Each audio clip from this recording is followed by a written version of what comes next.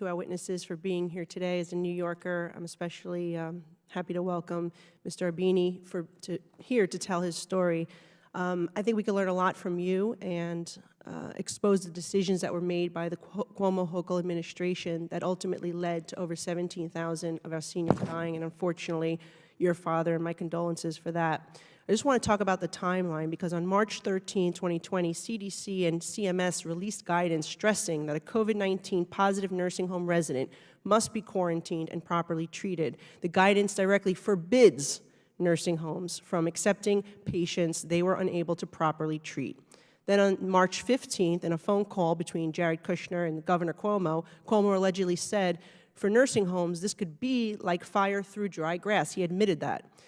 And March 19th, the Society of Post-Acute and Long-Term Care Medicine warned admitting patients with suspected or documented COVID-19 infection represents a clear and present danger to all the residents of a nursing home. So it was very clear, very well known to everyone, that the elderly were the most vulnerable to COVID and that putting positive patients in the nursing home just lacked common sense. On March 24th, it was during his daily press briefing, and it was very famous, this video clip where he said, my mother is not expendable and your mother is not expendable.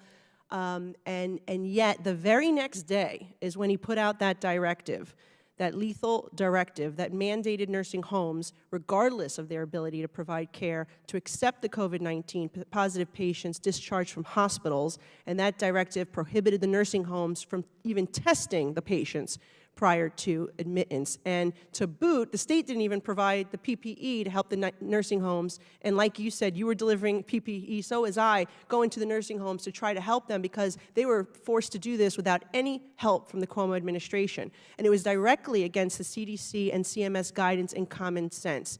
Now, this is the interesting thing. Even after the governor set up and the president sent in the USS Comfort ship, the DOD set up the Javits Center on Staten Island. We had the South Beach Psych Center. Even after there were alternatives that were not full, right, hardly used really, the governor kept this mandate and kept requiring that nursing homes take back. Why do you think that is? Yes, Mr. I would look. Why do you think even after there were alternatives that he continued to put those positive patients in nursing homes? It's dumbfounding to me, and the way I'd like to answer it is I could guess, but what I'd like to do is point out some facts.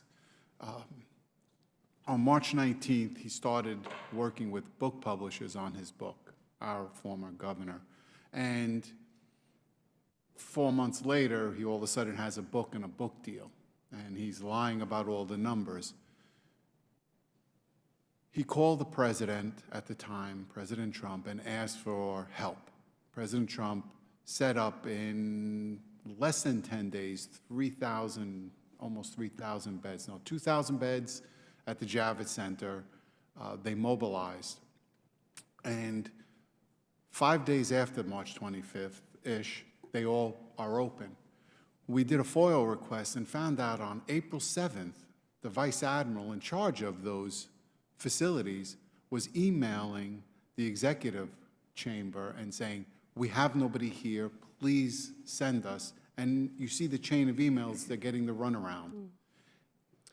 I can only guess that our governor, who then purposely made sure no one could use the Javits Center or the USS Comfort because he layered admission policies on top of that, didn't want to do it because it might make president look good or it might help New Yorkers.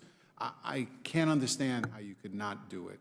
Now, I think we should also look into whether nursing homes got higher reimbursements than if he had the state gotten more money putting people in nursing homes or hospitals versus these alternative sites. That's something that should be looked at.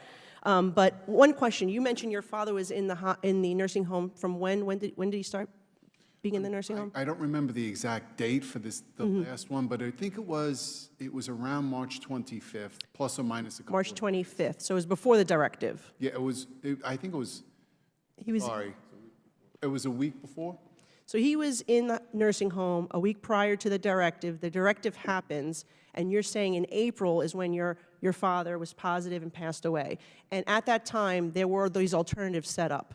Correct. So you believe if the Cuomo decided to put these individuals in the alternatives instead of the nursing home, your father could still be alive today? So the answer is absolutely. I'm sure staff brought the virus in. No one could say no to that. But putting 9,000 COVID-positive patients into the nursing homes is nothing short of a death sentence for my dad and the other tens of thousands, 15,000 people. Yep. Well, again, my condolences, and I've run out of time, but thank you for being here. Thank you. Sorry for going over. Thank you.